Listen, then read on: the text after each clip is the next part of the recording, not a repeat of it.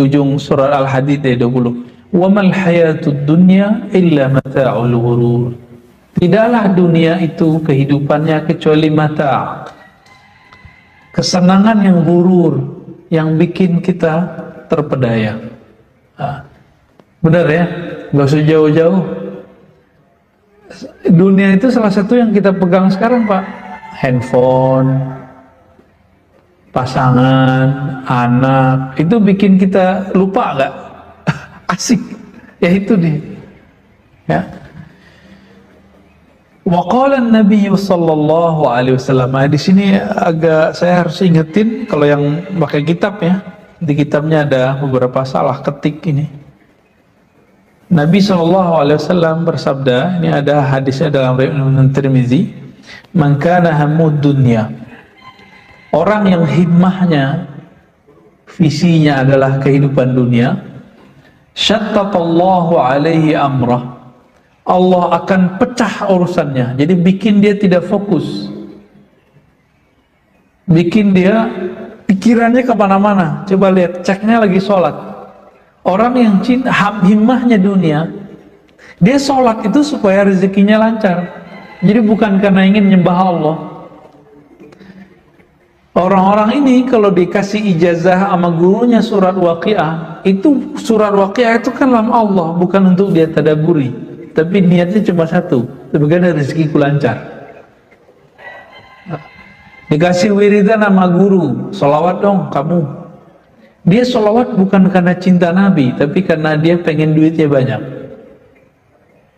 Nah ini orang-orang yang disebut syattatallahu amrah. Maka orang ini kalau zikir nggak pernah fokus, sholawat nggak pernah cinta, nggak pernah rindu. Nah, itu syattata, kolbunya dibuat nggak bisa fokus ya. Dalam urusannya jadi banyak, syattata alaihi amrah, maka urusannya jadi macam-macam, jadi ribet. Seharusnya mudah jadi ribet. Nah, di sini tertulis wajahila faqrah. Nah, ini salah ketik ya, yang benar waja'ala faqrah. Ini kalau di kitab saya. Baina ainai. Dan Allah kemudian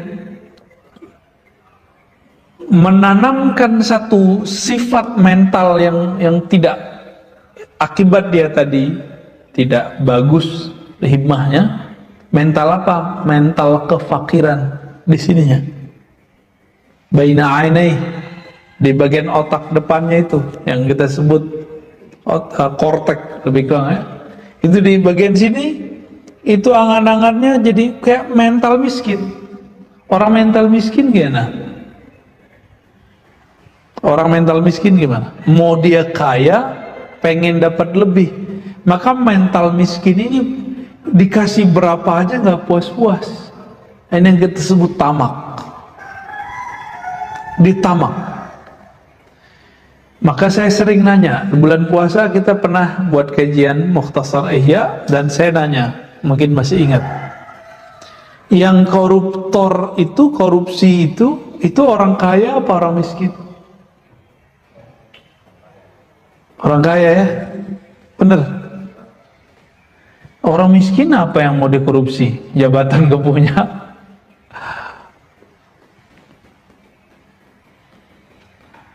Jadi ada penyakit orang yang cinta dunia. Apa penyakitnya? Fakir, mental fakir, mental miskin. Jadi miskin itu penyakit mental kalau dalam ilmu kerohanian. Sedangkan kaya itu adalah anugerah yang dalam jiwa. Ya, al-ghina, ghina nafs. Kekayaan itu adalah ketika kita merasa diberi kecukupan oleh Allah. Apalagi zaman COVID begini, orang-orang dia kadang masih dikasih kecukupan tapi ngeluh terus. Nah, orang fakir, mohon maaf, itu suka ngeluh nggak? Suka ngeluh, suka ngeluh, suka ngeluh. Allah sudah cukupi masih ngeluh, takut orang lain minjem sama dia. Ya, maka dia ngeluh. Kalau mau minjemin gak usah dipinjemin, gak usah ngeluh-ngeluh ya.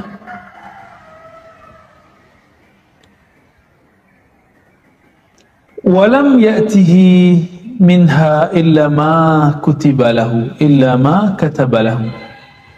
Dan Allah tidak berikan dia dunia kecuali yang sudah ditetapkan bagi dia.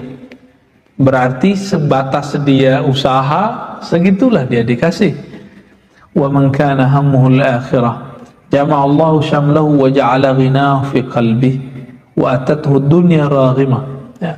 Siapa yang himmahnya visinya akhirat, Allah jadikan, Allah kumpulkan urusannya dipermudah. Pikirannya pun jadi ringan, ya. Wa ja'ala ghinahu fi qalbi. Lalu kalau tadi kefakiran itu mental yang ada di sini angan-angan, kalau ini kebalikan, orang yang himmahnya akhirat, Allah tanamkan cahaya namanya Al-Ghani di dalam kolbunya, sehingga orang itu punya rasa kecukupan, merasa cukup aja, cukup gitu. Jadi nggak ada ngeluh. Orang kalau berkecukupan, dia mengeluh nggak? Dia nggak ngeluh. Ah, ini dia. Wa atathu dunya raghimah. Lalu dunia datang kepadanya, ya seperti kita narik hewan ternak itu kan hidungnya bisa dikasih tali itu, ya. Terserah dia mau ngapain. Ini masalahnya bukan masalah kaya atau miskin, ini masalah mental, ya. Cinta dunia atau cinta akhirat. Wa qala sallallahu alaihi wasallam, man ahabba dunya adarra bi akhirati. Ya. Orang yang cinta dunia, maka dia akan merusak akhiratnya. Ini ada di riwayat Imam Ahmad dan Hakim. Wa man ahabba akhiratah adarra bidunya. Siapa yang mencintai akhirat, dia akan mengorbankan dunianya. Wa kataba ba'dahu, apa lafaz berikutnya, ya, fa'atharu ma yabqa ala ma yafna. Fa'athiru, ya, maka dahulukan apa yang kekal terhadap yang fana. Yang kekal yang mana? Yang akhirat, ya.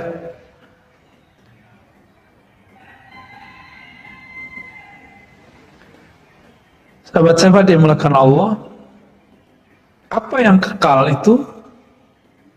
Pertama, mengenal Allah. Yang kedua, ritual menyembah Allah. Itu kekal.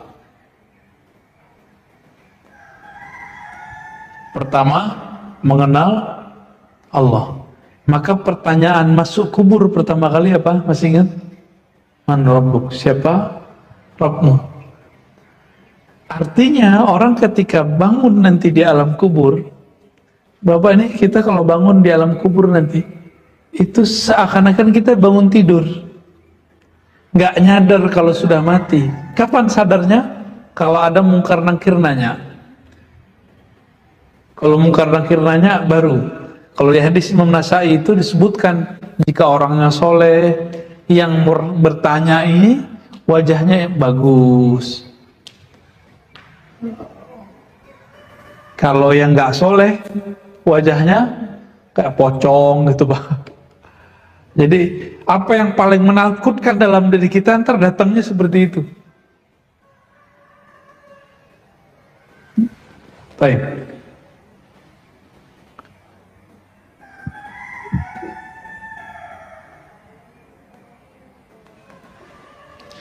Namun sekarang orang mendahulukan ritual penyembahan daripada menyembah yang mengenal yang disembah. Yang pertama apa dulu dong seharusnya? Mengenal yang disembah. Itu yang Nabi ajarkan 13 tahun di Mekah. Di Madinah cuma 10 tahun lewat sedikit, itu baru diajarkan syariat. Coba perhatiin di situ. Anak gadis nih, jangan langsung disuruh pakai jilbab. Ajarin dulu dia mengenal Allah yang menyuruh pakai jilbab. Nanti dia akan pakai jilbab dengan senang hati. Gitu. Ya kalau dia nggak pakai, itu urusan dia nanti kalau sudah dewasa kan. Kecil. Jadi jangan langsung dipakai-pakain mulu. ajarkan dulu ilmunya, siapa yang nyuruh, untuk apa gunanya. Jangan dibalik. Anak kecil jangan main suruh langsung, kan di hadisnya begitu. Kalau anak 7 bangunin, kalau 10 nggak bangun dipukul. Itu bab fikihnya, bab taklim fikihnya. Tapi di bagian lain kan ada, agar mengajarkan anak-anak ma'rifatullah.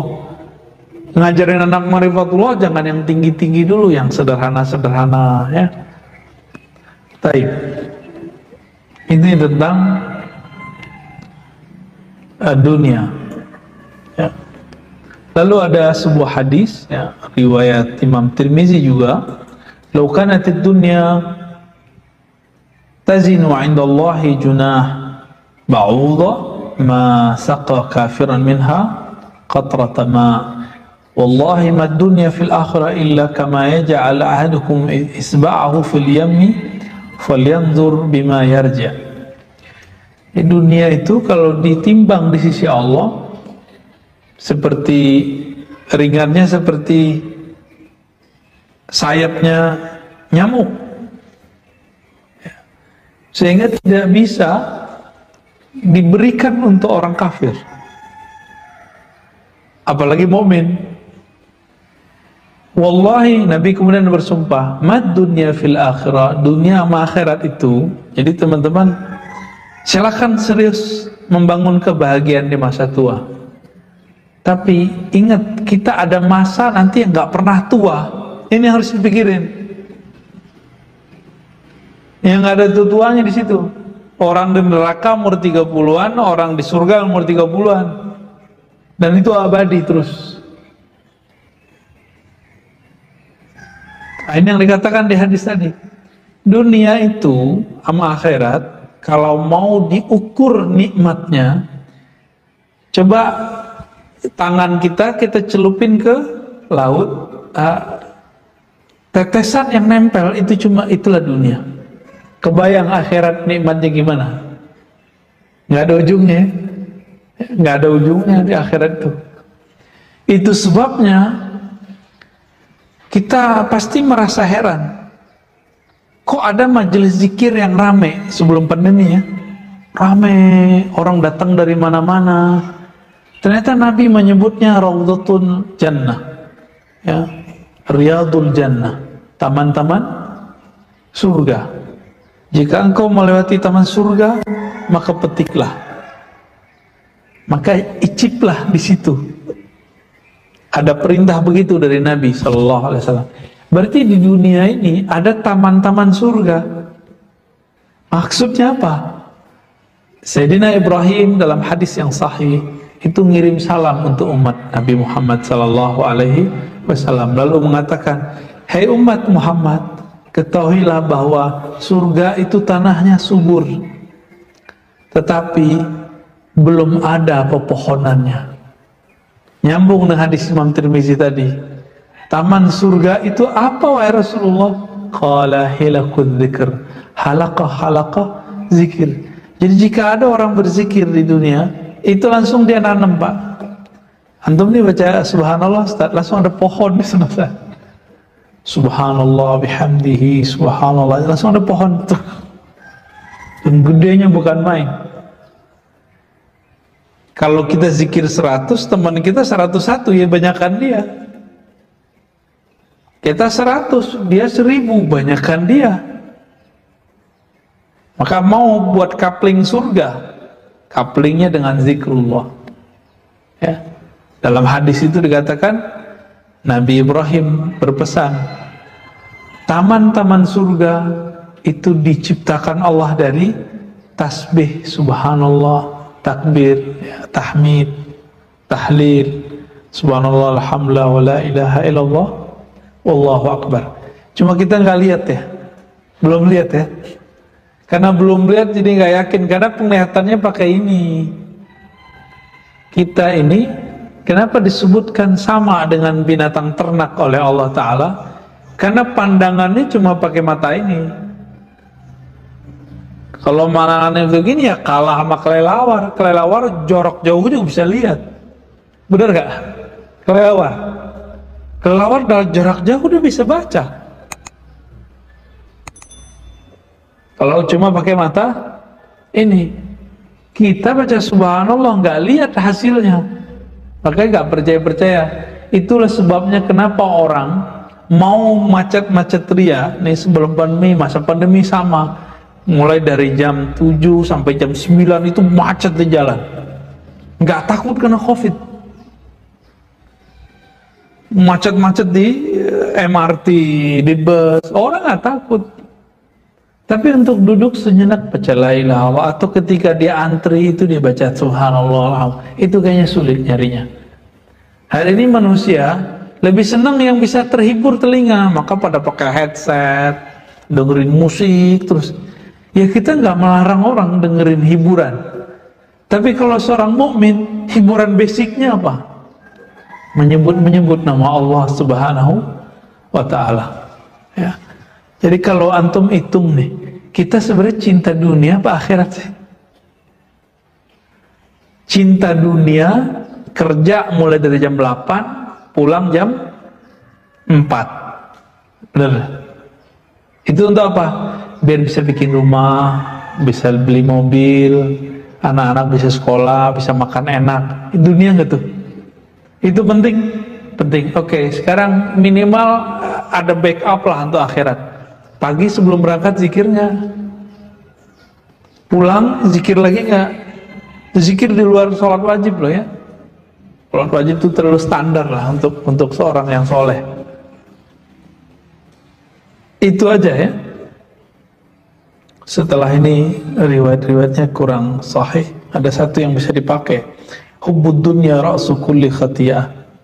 Cinta dunia adalah awal pokok dari semua kesalahan. Itu. Kenapa ada orang di dunia ini ria?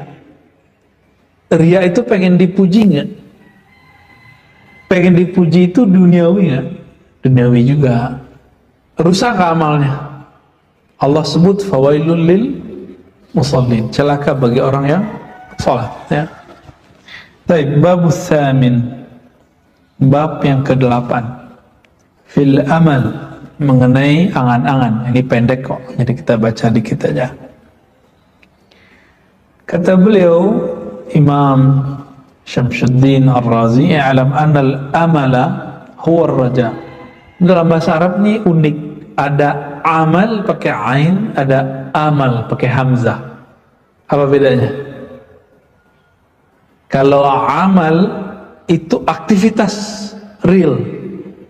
Kalau amal pakai a itu angan-angan doang. Jadi kerja itu angan-angannya doang. Bukan otaknya yang bekerja, bukan, angan-angan. Oke, bisa beda ya? Contoh, wah saya pengen bangun rumah nih, ntar begini, itu angan-angan namanya.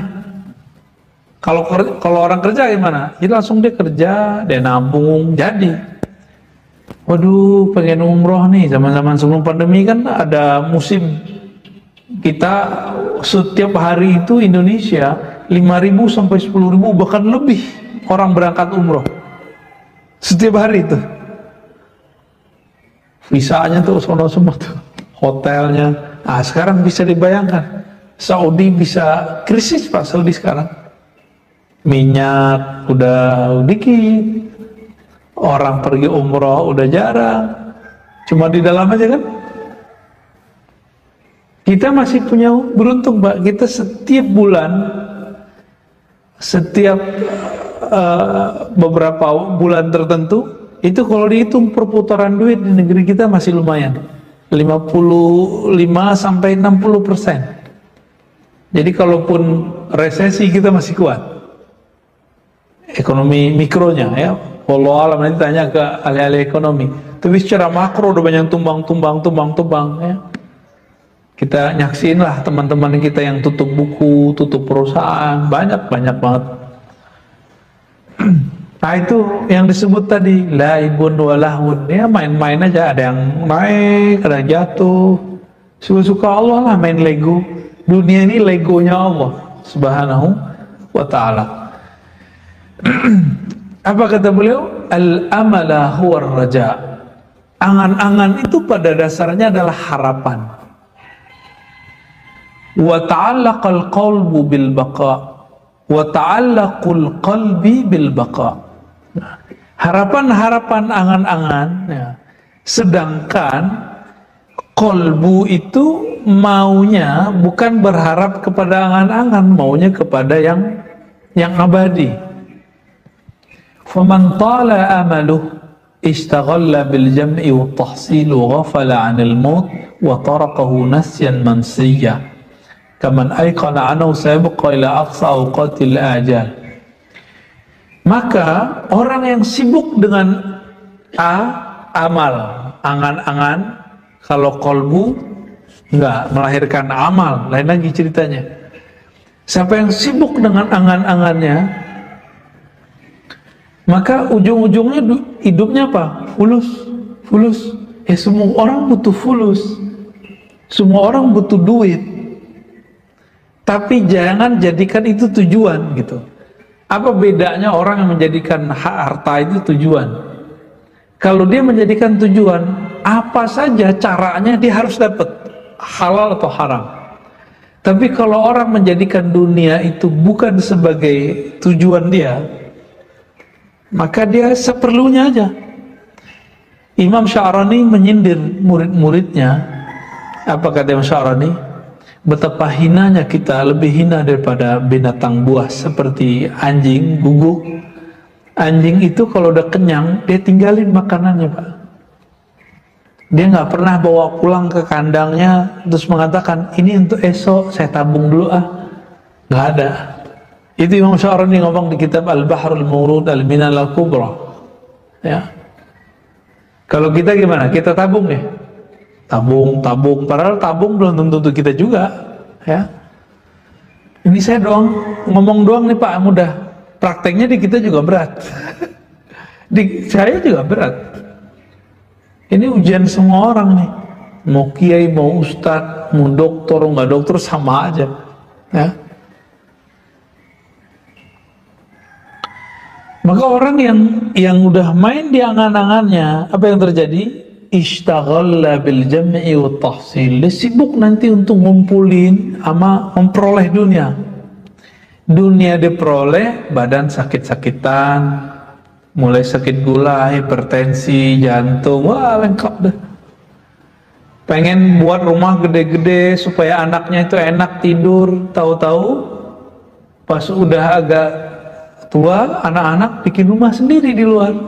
Sepilah di rumah berdua. Syukur kalau masih berdua. Kalau satunya meninggal, lebih sepi lagi. Nah ini yang disebut laibun walahbun, lego. Suka-suka Allah mau diapain. Kita kejar-kejar supaya nanti enak di masa tua, ternyata nggak enak. Coba tanya sama orang pensiun, bapernya tinggi. Bapernya tinggi, nggak ditelepon anak, ditelepon anak nggak diangkat, itu perasaannya masya Allah. Padahal secara materi udah cukup, ya. Wa ghafala 'anil maut, dia nanti lupa daripada kematian. Wa tarakahu nasyan mansiyah, ya, lalu meninggalkan mengingat maut. Nasyan mansiyah, seakan-akan dia lupa, ya. Kama aikona anu sabqa ila aqsa awqatil ajal. Tahu-tahu lagi asik-asik nyari, kena covid, mati, kan? Benar ya? Ini sekarang udah banyak kan, lebih cepat penyebarannya. Lebih cepat penyebarannya, Pak. Jadi orang-orang yang sehat hari ini, kita nggak tahu kalau di dalam dirinya ada komorbid. Apa yang terjadi? Sekarang kena, besok udah meninggal. Nih, itu agak cepet nih, untuk ukuran COVID agak cepet. Masih pasang status kemarin di Facebook. Sekarang udah nggak ada, udah dikubur. Nah ini udah mulai muncul nih. Nanti ada virus mungkin lebih dahsyat dari ini. Kena mati gitu. Nauzubillah min dzalik. Nauzubillah min dzalik, ya.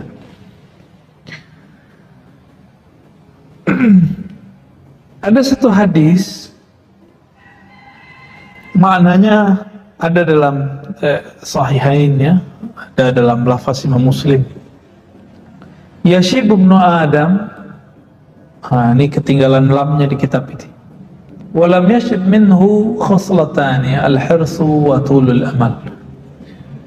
Manusia beruban, rambutnya dari hitam memutih, tapi ada dua hal yang tidak berubah dari manusia, nggak menua. Al-hirs, apa arti hirs? Semangat, keinginan ini dan itu. Ini mohon maaf nih, laki-laki umur 30, laki-laki umur 60 itu nafsunya sama Pak, nafsu, kekuatannya beda ya, kemampuannya beda, tapi keinginannya tuh nggak jauh beda. Itu hirs. Laki-laki umur 30, 40, laki-laki umur 60, senengnya sama duit sama bersih, nggak jauh beda ya. Itu hirs. Dan yang kedua apa? Tulul amal, panjang angan. Saya udah pernah cerita, guru saya ngajak murid-muridnya yang sudah berumur 70, paling muda 60, 65, paling muda tuh. Jadi murid-muridnya rata-rata seumur sama beliau 80-an, 70-an, paling muda 60-an. Diajak belajar zikir. Apa kata murid-muridnya yang tua-tua ini? Abuya, Kiai, nanti aja kalau udah tua. Dia lupa kalau dia sudah tua. Karena keseringan ngomong dari umur masih muda, nanti aja belajar zikirnya kalau udah tua, terulang, dan saya dengar langsung Pak. Ini belum lama, sekitar 3 tahun lalu lah, 4 atau 3 tahun lalu, guru kita bilang, ayo belajar zikir yuk sama anak muda nih gitu. Apa yang terjadi? Saya kaget denger itu. Tuh nanti aja tua Buya gitu. Di sana kan kalau Kiai panggil Buya ya, beliau agak marah, agak kesel gitu. Apalagi nih kalian udah tua semua, umur 60, 70. Kita juga kaget. Udah keriput, udah giginya udah jatuh semua lah. Temennya udah separuh mati Pak. Itu majelis saya masih ingat, masa saya masih remaja dulu, itu majelis rame. Tersisa waktu kemarin itu cuma 15 orang. Dan mereka belum merasa tua. Benerlah kata Rasul kan, tulul amal, panjang angan-angan, merasanya masih mau hidup panjang nih. Nah, di ujung kan kalimat disebutkan gitu, aiqana annahu sayabqa ila aqsa awqatil ajal. Dia masih berpikir dia umurnya masih lama gitu. Udah COVID begini, reuni yang sudah umur 60, apa katanya? Ntar kalau COVID berhenti kita ngumpul lagi ya. Nggak paham juga di kondisi dunia bahwa COVID itu sudah global Pak. Nggak ada ujungnya ini. Jadi jangan antum berpikir, terserah tanya ahli kesehatan kalau nggak percaya, bahwa COVID ini ada ujungnya. Nggak ada ujungnya. Dulu ada prediksi negara akan mampu menanggulangi sekian tahun, paling cepat 6-7 tahun. Nggak ada. Ribet, mikirnya udah ribet. Negara kita ada ngutang vaksin, diam-diam aja kan negara kita biar kita nggak panik. Kalau panik lebih gawat lagi. Jadi agak-agak ribet ya. Cuma alhamdulillah negeri kita, negeri timur, budayanya budaya sosial, sukanya ngumpul-ngumpul. Kalau orang barat udah biasa Pak, tinggal di apartemen, nggak sapa-sapaan. Paling kalau di Prancis bonjour ya, good morning, gitu-gitu doang ketemu. Nggak ada yang serius mereka. Yang bangsa kita ini orang suka ngumpul-ngumpul. Nah, maka saya khawatir justru kalau kita dibuat lockdown total, nah yang terjadi adalah stres yang tidak berkepanjangan. malah lebih cepat orang meninggal, ya. Atau muncul nanti penyakit-penyakit psikis yang lebih berbahaya. Jadi kita bersyukur negara kita cuma disebutnya apa? PPKM, ya, darurat, ya udah, masih syukurlah. Ini kalau orang kedokteran murni bilangnya apa? Harus lockdown, karena mereka masih panjang angan-angan, dikira ini ada ujungnya. Dengan lockdown berhenti, siapa bilang berhenti? Nah, jadi dengan adanya transportasi yang dari mana ke mana, ini kan masih terbuka, Pak. Itu bisa penyakit itu dalam sehari bisa nyebar kemana-mana, ya. Maka Nabi SAW mengatakan, Inna akhwaf ma akhafu ala ummati al-hawa wa tul amal. Yang aku khawatirkan kepada umatku bukan miskin, bukan syirik. Nabi gak khawatir umatku kuat-kuat akidahnya. Yang dikhawatirkan apa? Al-hawa, keinginan hawa nafsu, wa tulul amal, dan panjang angan-angan. Maka coba mulai dilatih diri, ya, puasa zahir batin. Jangan hanya puasa zahir, puasa batinnya juga. Puasa batin itu dengan cara mengurangi angan-angan, ya. Apa kata beliau di ujung nih? Di ujung nih paling keren nih kalimatnya. Wa'alam anna qasral amali min a'zamis sa'adat. Pengen bahagia nggak? Pasti kita pengen bahagia. Cara bahagia cuma satu, pangkas angan-angan. Jadi a'zamus sa'adat, orang yang paling bahagia di muka bumi, orang yang dirinya paling tidak terikat dengan bumi. Orang yang paling bahagia di dunia, orang yang kolbunya tidak nyantol ke dunia, sehingga dia bisa memangkas angan-angannya, gitu. Nah, kita ngebanyol lah. Saya kan, teman-teman saya sekarang lagi naik-naik umur-umur sebelum 40 ini, itu masa-masa lagi nanjak semua karir. Beberapa kawan saya ngomong gini, aku kalau nggak punya utang, itu kayaknya hidup nggak ada tantangan, nggak ada bergairah bekerja. Ngutang aja gitu. Jadi utang itu dijadikan sebagai cara supaya rajin nyari. Tapi coba rasain Pak, enakan hidup nggak ada utang atau nggak ada utang? Ada utang nih atau nggak ada utang? Enakan hidup yang mana? Hidup yang kredit atau yang cash? Secara kolbu nih kita nanyanya, bukan secara semangat nyari. Pasti kita pilih yang tidak berutang. Cuma teman-teman kita pengusaha buat kaidah hadis pengusaha, hadis at-tajir, apa kalamnya, inna dain minad din. Berutang itu bagian dari agama, katanya. Berutang bagian dari iman. Jadi mereka itu agamanya agama mencari hidup itu dengan cara berutang dulu. Itu konsep hidupnya, ya. Ya terserahlah, silakan dilalui hidup begitu. Tapi Nabi SAW, kita lihat baginda Nabi SAW menghindari hutang. Beliau daripada menghutang lebih baik menggadaikan salah satu baju zirah, baju tahan bacok itu, ya, yang pelindung ketika perang. Dan beliau memilih menggadaikan. Ini saya nggak nyuruh antum menggadaiin, ya. Kalau antum kan udah ngutang, gadain lagi. Jangan, nggak ada duanya, jangan. Tapi kalau terjepit, Nabi menggadaikan.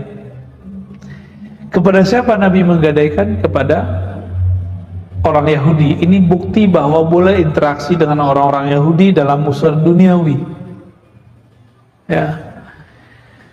Nah, itu Nabi SAW. Ternyata Nabi berdoa, ya Allah lindungi aku daripada ghalabatud dain, belenggu hutang, dan qahrul rijal, ya.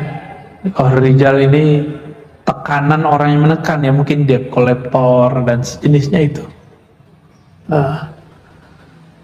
Jadi Nabi sudah melakukan itu.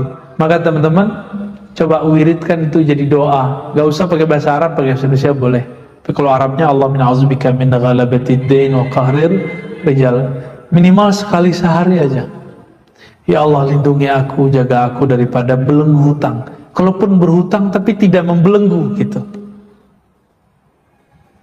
Amin ya rabbal alamin. Kira-kira itu teman-teman, kalimat inti di kitab ini ada di ujung tadi. Jika ingin bahagia, maka pangkas angan-angan. Jangan banyak pikirkan dunia. Jalani aja hidup di dunia. Kerja ya kerja, tapi jangan nyantol hati pada tempat bekerja. Baik. Khalas Ustaz, cukup. Ustaz Harun. Boleh. Gak usah nanya tanya jawab lah.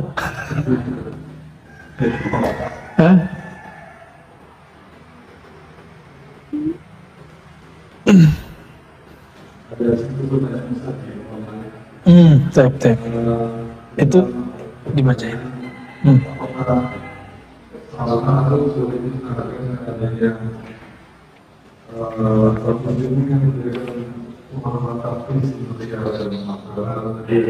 Iya.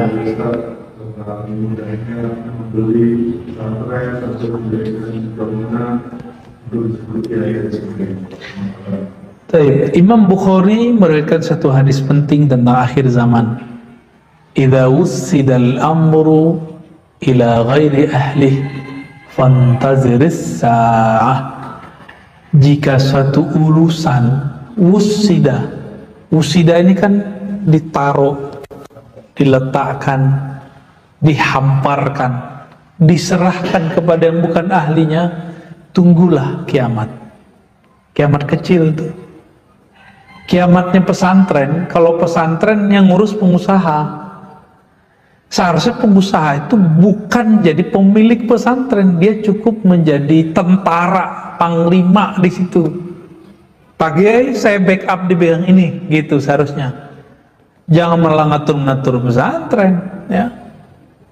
Itu seharusnya yang terjadi. Kalau enggak, nanti antum nggak akan baikan dengan banyak ustadz.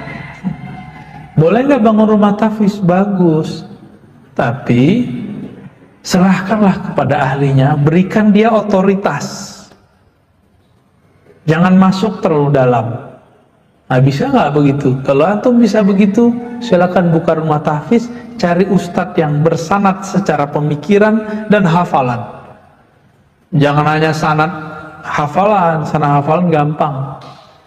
Beberapa waktu lalu saya dikasih kabar oleh teman dari luar negeri.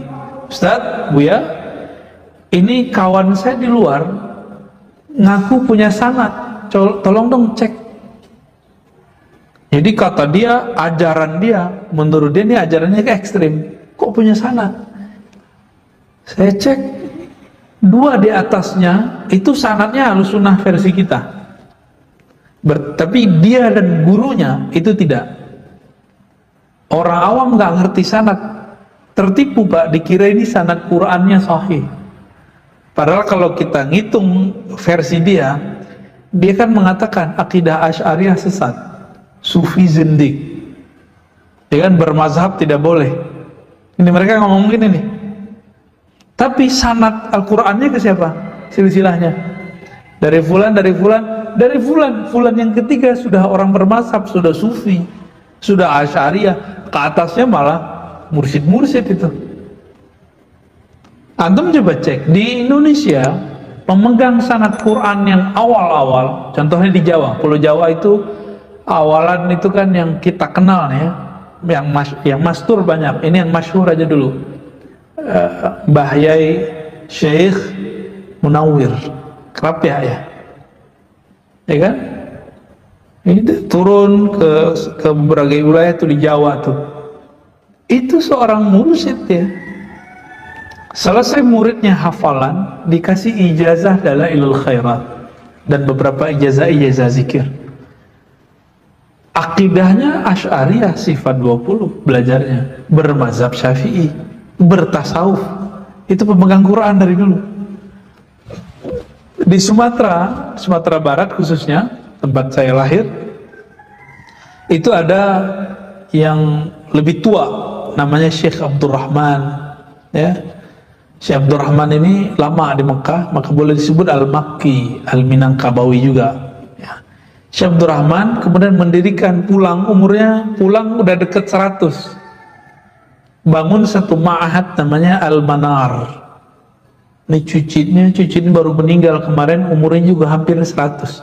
Abu Yash'arani Khalil, guru kami. Ya. Ini beliau umurnya waktu wafat diperdebatkan 120 atau 130-an. Wallahu a'lam ya. Kalau iya berarti beliau sempat bikin ma'had selama 20-an tahun. Kalau umurnya 120, karena waktu pulang udah deket 100. Beliau sanadnya ke siapa? Kepada orang yang menggubah akidah awam, aqidatul awam yang isinya sifat 20. Sayyid Ahmad Al-Marzuki Al-Makki Al-Maliki. Langsung ketemu dan berguru kepadanya. Yang ngajarin itu Allah wujud kidam bako. Jadi kami dulu sebelum ngaji Quran, kami diajak dulu berdendang, membacakan nasyid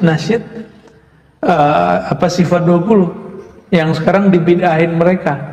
Ya, itu jadi mereka bikin rumah tahfiz lalu menjadi pesantren besar. Awalnya dari ngajar 1, 2, belakangan baru dibuat pesantren, baru dibuat bangunan. Sekarang kan kebalik ya. Orang awam yang kaya-kaya, cinta agama, soleh, tapi kesemangatan, nggak bertanya dulu gimana sih caranya buat pesantren. Nanya dong, ada namanya rukun pesantren. Banyak itu arkan-arkan besarnya, minimal 3 aja. Ta'lim, mu'alim, muta'alim. Taklim, aktivitas ajar mengajar. Mu'alim, guru yang mengajari. Terus muta'alim yang ngaji. Jadi di sini pemilik bangunan gak masuk, Pak. Pemilik bangunan dia seharusnya sudah mewakafkan bangunannya. Kalau dia support harta, dia sudah mewakafkan. Apa arti wakaf? Wakfun, apa arti wakfun? Wakaf. Wakaf lazim. Apa artinya? Berhenti, diserahkan, berhenti kepada Allah, udah beres. Ini ngatur-ngatur ya salam. Saya udah ngelihat banyak rumah tahfiz tutup, Pak. Atau minimal konflik internal. Kenapa? Si yang punya duit ini merasa dirinya berhak ngatur karena dia yang membangun. Si kiai merasa kok wilayah saya diintervensi. Si yang punya duit merasa ente kan aneh yang gaji, kalau nggak pergi aja. Itu apaan tuh, Pak? Nah, ini akibat jika urusan pesantren dikelola oleh bukan ahlinya. Coba kita balik. Coba kalau orang ini punya perusahaan, serahin kiai yang ngurus, bisa nggak? Oh beda Ustadz, ini kan saya yang bangun usaha saya. Ya kalau ngajar usaha siapa? Kan usaha kiai. Jadi tolong kalau antum memang berminat ya, bapak-bapak, saudara, sahabat ada yang berlebih, lebih baik mendonasikan hartanya, kepunyaannya, mewakafkan mutlak secara langsung kepada orang yang menurut kita ikhlas fisabilillah. Ya, jangan menurut kita. Kalau nggak sesuai sama saya, buang. Emang boleh seorang murid ngomong begitu tentang gurunya? Jadi udah terbalik, Pak. Orang kaya mendadak jadi Pak Haji Kiai. Ya. Kalau Pak Haji doang boleh, dia udah mengiaikan dirinya. Dan saya melihat ini bikin hancur banyak pergerakan tahfiz. Akhirnya apa? Cari kiai yang dia asal aja, yang penting ada yang hafal Quran, masukin. Dia nggak tahu si ustadz ini sanad Qurannya mungkin ada, tapi sanad pemikirannya nggak beres. mulai mengajarkan radikalisme, nggak boleh hormat ke bendera, kan mulai banyak sekarang. Anti NKRI, udah gawat Pak. Kita nggak sepakat amat sama demokrasi Barat, makanya di Indonesia ada demokrasi sendiri. Bukan berarti kita kemudian membuang, oh dari Yunani buang, lalu dia lupa sistem monarki juga dari sono, kerajaan-kerajaan itu. Ya, ada pertanyaan dari Klaten ya, Bu Dewi. Assalamualaikum Buya, seperti ceramah Buya tadi, ada hal yang sangat menjadi motivasi, yang memotivasi saya, bahwa dalam diri kita ini ada sifat hewan ternak, hewan buas. Nah pertanyaannya, ilmu tauhid af'al tentang menyatukan zat dan sifat itu benarkah menjadikan kita manusia seutuhnya?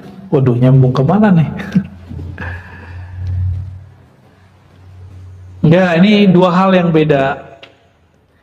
Untuk membersihkan manusia dari sifat hewan ternak yang tamak dengan sifat hewan buas yang bengis, pemarah, emosional, pendendam, ini dengan tazkiyatun nafs, dengan membersihkan sisi kejiwaan kita, nafs kita. Itu disebut dengan riyadhah, latihan. Keseriusannya disebut dengan mujahadah. Diulang lagi. Jadi antum itu belum disebut mujahadah kalau belum istiqomah. Jadi apa ciri-ciri orang yang mujahadah? Sungguh-sungguh istiqomah. Kalau riyadhah latihan doang biasa. Riyadhah itu artinya latihan berulang-ulang. Tapi kalau nanti ada saat tertentu diuji keistiqomahnya, bisa istiqomah atau tidak ya. Bagaimana dengan kaitannya dengan ilmu tauhid af'al ya, tentang menyatukan zat dan sifat? Oh jangan ya. Tauhid itu menurut ahli ma'rifatullah itu ada 4 macam. Tauhid asma, tauhid terhadap nama Allah. Namanya banyak tapi yang punya nama satu. Jadi al-wahdah fil kathrah. Allah itu esa dalam keragaman namanya. Ada nama Allah yang terpancar di tumbuhan, muhyi, mumit, ya, maka dia hidup, ada yang mati. Ada nama Allah Pak di badan kita ini, sifatnya hayat. Itu Allah percikkan ke dalam diri kita. Disebut nafakhtu fihi min ruhi. Aku tiupkan bagian dari rohku. Di situ ada sifat-sifat. Itu titipan dari Allah Subhanahu wa taala. Lalu zat.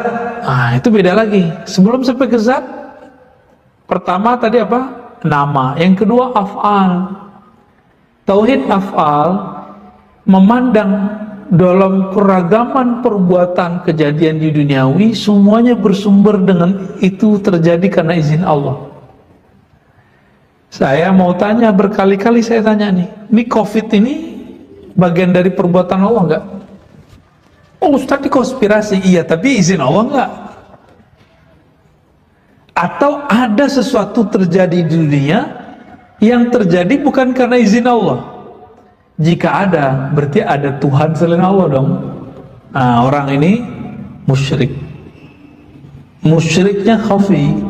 Dia ngomong asyhadu alla ilaha illallah. Maka nanti kalau dibangkitkan di akhirat, barisannya bukan sesama muslim. Walaupun waktu dulu hidup di dunia sholat, tapi batinnya ini nggak benar. Ya. Kira-kira gimana? Covid itu makhluk Allah bukan? Emang wajahnya COVID gitu ya? Ada bulu-bulu gitu ya? Itu kan Bill Gates yang buat itu kan ilustrasinya. Emang begitu bentuknya? Hattal until now ya. Sampai sekarang dokter-dokter sendiri pun juga nggak tahu orang lab itu emang begitu bentuknya, itu masih diperdebatkan. Cuma ilustrasinya begitu ya. Ada gambarnya di sini. Bulat-bulat gitu, kayak rambutan ya. Benar kayak rambutan ya? Enggak ya, beda ya. Nggak bisa dimakan. Nah ini izin Allah bukan? Izin Allah. Orang itu memang ditakdirin mati. Cuma sekarang asbabnya COVID gitu. Asbab aja. Itu tauhid af'al. Jadi nggak ada penyatuan-penyatuan di sini. Siapa yang mengajarkan penyatuan zat dan sifat? Zat dan sifat itu tidak terpisah, tidak bersatu. Nah, gimana nyebutnya? Nanti deh kita bahas di bab akidah ya, karena panjang nih ceritanya. Ada tauhid level 3, tauhid sifat. Memandang bahwa semua sifat di sini kasih sayang, hayat. Jadi kalau nama Allahnya Muhyi, sifatnya hayat. Gitu ya. Allah itu Khaliq. Namanya nih ya, pencipta. Lalu apa sifat yang Allah turunkan di situ? Itu turunannya nanti. Ada hayat, ada sama, ada apa? Itu sifat. Apabila si hamba sudah jatuh cinta kepada Allah, jatuh cinta mungkin nggak kalau nggak kenal? Nggak mungkin. Tambah dia kenal Allah, tambah hilang sifatnya, hilang kediriannya. Maka tauhidus sifat ini sudah tauhid tertinggi untuk tataran wali-wali Allah. Inilah yang disebutkan di dalam hadis Imam Bukhari. Ini bukan ngada-ngada loh ya. Antum ada ceritain begini dikira ini ngarang-ngarang, nih bukan. Ini yang dulu yang diajarkan oleh Syekh Abdul Somad Palembani, warisan dari ulama Madinah Syekh Muhammad bin Abdul Karim Samman. Murid yang lain yang juga berguru kepada Syekh Abdul Somad. Jadi Syekh Abdul Somad ini umurnya panjang, jadi asisten guru sekaligus. Muridnya Syekh Muhammad Arsyad Al-Banjari, Nafis Al-Banjari, ya, Mukhtaruddin Palembani. Itu mereka semua ngambil ilmu dari Syekh Abdul Somad dan gurunya Syekh Abdul Somad. Siapa? Muhammad bin Abdul Karim Saman. Maka di Betawi itu ada namanya Rotib Saman.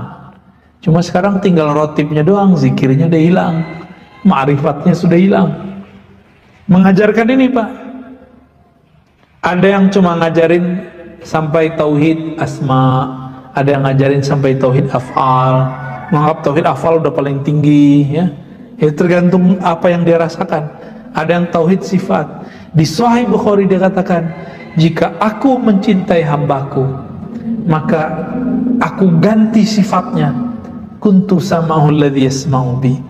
Dia memandang bukan dengan pandangan dia lagi, tapi sudah dengan pandangan. Kalau kita memandang udah jarak 1 kilo bisa lihat gak? Ini 500 meter aja udah kelihatan kecil. Tapi kalau memandang dengan basornya Allah gimana? Nah itu bertauhid sifat namanya. Ini sudah, kalau wali ini makamnya sudah kutub, poros. Kutub itu semi-semi mujtahid. Jika di fikih mazhab, mujtahid boleh bikin mazhab sendiri, kira-kira kutub ini sudah boleh buat thariqat sendiri deh. Itu sebabnya thariqat banyak, sebagaimana mazhab itu banyak. Karena kalau wali sudah sampai di makom itu, dia punya izin, punya sin untuk merumuskan. Muhammad Rangga Maheswara ya. Apa kategori orang berilmu yang boleh mendirikan pondok? Orang berilmu yang dia punya guru, diizinkan gurunya, diperintahkan gurunya. Minimal gurunya bilang, ente pulang ajarin orang. Nah itu udah izin. Itu udah izin bikin pondok namanya. Apakah salah dengan kondisi sekarang ini, dengan maraknya pondok tahfiz?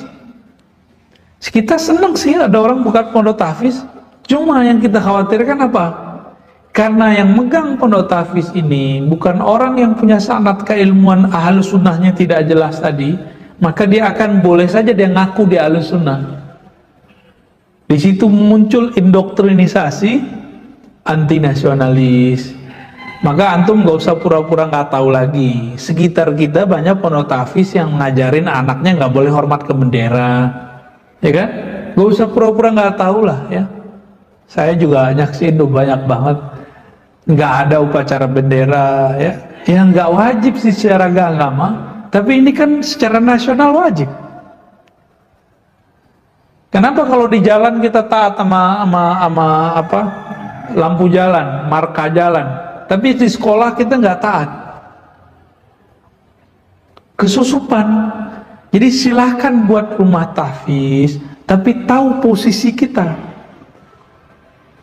Kalau perlu minta ke Rapia sono, apa Pangandaran, ke Kudus, Bahaya Arwani, itu kan murid-muridnya banyak. Minta ke sono referensi. Nanya ke ahlinya. Saya punya kelebihan nih Pak Kiai, pengen ada rumah tahfiz, gurunya yang terjamin. Ntar dicari nama dia. Gitu modelnya. Jangan inisiatif sendiri, ya. Lalu mencari yang sesuai dengan pemikiran kita, jangan. Langsung kalau udah ketemu isyarat kalau dari guru, langsung akad wakaf. Ustadz, ini saya sudah wakafkan, tertulis, kita buat nanti semacam support, tapi pastiin dulu, ya. Jangan sampai kesusupan. Ini penting sekali. Kita kaget sekali anak kecil udah berani bentak orang kunut. Itu neraka, bid'ah katanya. Ya. Dulu anak saya Pak diajarin ngerapetin saf. Yang nggak rapat safnya di pesantren, dibilang neraka. Gitu kaget kita kan? Karena pernah begitulah, pernah dapat guru yang begitu. Dulu kan saya juga sama. Dulu pernah lama nggak hormat ke bendera. Ya mulai dari kelas 3 SMP Sanawiyah, saya udah nggak, kelas 2 udah nggak hormat ke bendera. Jadi saya mengerti Pak, pemikiran ini saya mengerti, makanya saya berani ngomong. Ya. Baik, Hari Surya Putra. Bagaimana kita mengajarkan anak kepada Allah secara sederhana sesuai kemampuan anak itu, ya? Anak itu makhluk visual, maka berceritalah tentang pengalaman. Bercerita, jangan cerita teori. Jadi nggak usah diajarkan sifat 20 kecuali dinyanyiin doang. Lalu ajarkan misalnya Allah itu nama yang menciptakan, yang membuat bumi, langit gitu. Nah kita tunjuk tuh nih. Nanti kita kasih pertanyaan, Dek. Jadi siapa yang buat langit? Siapa yang buat bumi? Nanti dijawab Allah. Minimal masuk dulu tuh. Masuk dulu. Kalau meja ada yang buat, kalau gelas ada yang buat, kalau mobil ada yang ciptakan, masa alam semesta sehebat ini gak ada yang ciptain? Terus siapa yang ciptain? Namanya di dalam Al-Quran disebut Allah, ya. Dalam bahasa lokal disebut Tuhan, ya, Pangeran. Itu istilah aja, ya. Kalau di kampung saya nyebutnya Tuan Allah. Ada ahnya Pak, Tuan Allah. Ternyata di Jawa sama, Gusti Allah. Ya. Kalau orang Sunda sih Pangeran, ya. Gusti Pangeran, ya. Antum nggak ngerti, antum orang Lombok, ya. Oh beda bahasanya. Jadi ke anak tuh cerita, bawa cerita, jangan doktrin. Dek, Allah di mana? Jangan gitu. Yang paling lucu, ini menurut antum gimana? Bertransaksi fikih secara hukum fikih dengan anak kecil sah nggak? Bertanya hukum fikih kepada anak kecil sah nggak? Boleh nggak? Lebih tinggi akidah atau fikih? Boleh nggak bertanya ke anak kecil lalu menjadikannya referensi tentang Allah di mana? Seperti yang dilakukan oleh orang-orang yang Nabi sebut sufahaul ahlam, ya. Nabi sebut begitu mereka ini. Masa dijadikan anaknya referensi? Saya punya anak, ini kan gitu. Saya tanya semua, di mana Allah? Semuanya mengatakan di langit. Loh, emang kalau hukum baca kunut apa? Anak kecil ngerti nggak? Emang jawaban dia nanti bisa jadi referensi? apalagi bab akidah. Ini ada nih beberapa dai begitu ngajarin anaknya dan mengajarkan jamaahnya bahwa Allah di atas itu fitrah. Itu mah bukan fitrah ya, itu kejahilan yang terstruktur itu. Muhaziz ingin bertanya bagaimana bangun optimisme di tengah pandemi yang penuh keprihatinan. Intinya rukun iman yang keenam, percaya kepada takdir, bahwa takdir itu dalam kebaikan itu ada keburukan, dalam keburukan itu ada kebaikan, ya. Dan kami memberi ujian kamu, ya, bil khairi wasyarr, barengan itu dengan kebaikan keburukan. Inna ma'al usri yusra, dalam kesusahan itu ada kemudahan. Dan saya merasakan itu, Pak. Ketika pandemi kita dapat kesusahan secara zahir, tapi batin kita dapat kemudahan, ya, dipertemukan dengan ilmu-ilmu yang selama ini saya cari. Jadi selama hampir berapa nih, 1,5 tahun Ustaz ya, ini saya dapat hadiah besar dari Allah SWT. Ngaji lagi, buka kitab lagi yang unik-unik, ya, ketemu orang yang mantap-mantap. Walaupun secara rezeki kita seret, Pak, tapi secara rezeki rohani yang zahir betul Allah uji benar. Sabar, kita ridho, kita kemudian ikhlas kepada Allah, Allah buka bagian yang lain, ya. Dan terakhir, bagaimana menghilangkan ketakutan akan aib yang khawatir terbuka. Berdoa kepada Allah, ya. Jadi ini takut aibnya terbuka depan makhluk atau depan Allah? Kita ini syirik khafi nih, syirik khafi. Takut aib terbuka depan makhluk. Maka kalau kita berdoa, ya Allah tutup aibku, yang kita bayangkan makhluk, ini syirik khafi. Jadi kalau minta doa, doanya gini, Allah mustur aurati indaka wa inda khalqika. Gitu. Ya Allah tutup aibku di sisimu dan di sisi makhlukmu. Kalau sebenarnya cukup satu aja. Nah, ini yang dikatakan dalam hikam, ya. Ditutupnya aibmu, kamu berpikir ditutup dari orang-orang sekitarmu. Di sisi Allah kan enggak. Maka mintalah ditutup aib di sisi Allah. Pasti Allah tutup di sisi makhluk. Bagaimana caranya? Tobat. Maka kita tobat, Pak. Apa ada di antara kita yang nggak punya dosa? Kan nggak ada. Caranya itu tobat aja. Insya Allah Allah akan hapus, Allah akan tutup. Nah, maka kita optimis, serahkan kepada Allah, ya. Curhatlah kepada Allah. Jadi jangan curhat kepada sembarang orang. Jadi antum itu jangan ember, ya, jangan mujahid. Curhat hanya kepada Allah.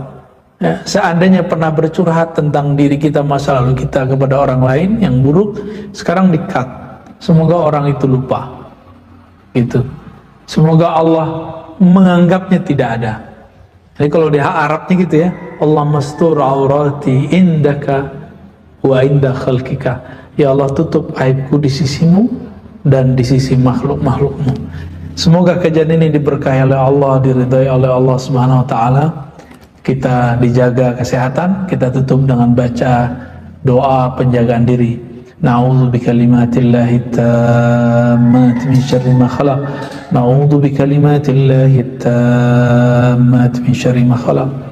Na'udzu bikalimatillahi tammati min syarri ma khalaq.